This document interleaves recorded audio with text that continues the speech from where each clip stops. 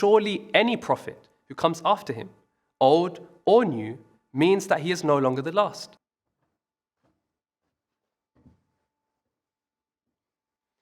The Muslim Ummah is waiting for a prophet.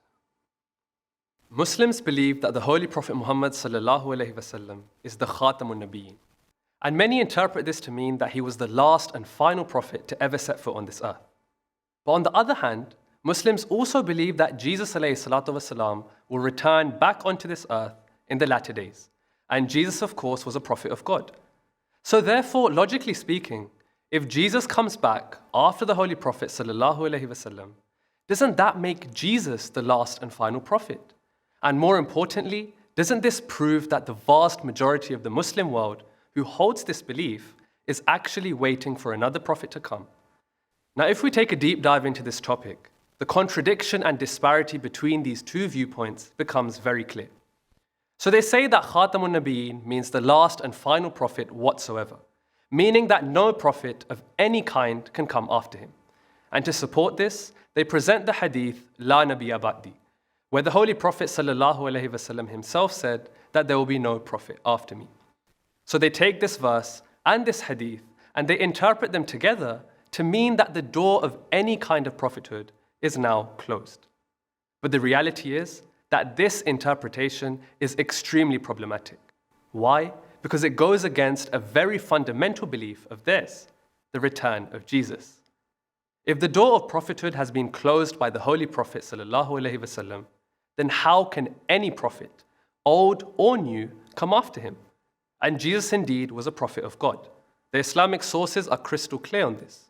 The Holy Quran says, Rasulan ila Bani Israel, that he was a prophet sent to the Bani Israel. And Jesus himself said, Waja'alani Nabiyyan, that he has been made a prophet. Also, if we take a look at Sahih Muslim, one of the most authentic books of Ahadith, the Holy Prophet ﷺ, whilst talking about the second coming of Jesus, he refers to him as a Nabiullah, a prophet of God. Not once, but repeatedly, 4 times in the same narration. So there's no escaping the fact that Jesus will be a prophet of God when he returns.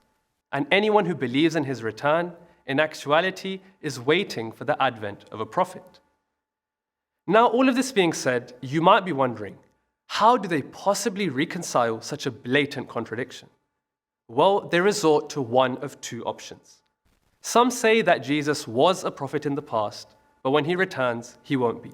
So in essence, the status of prophethood will have been stripped away from him.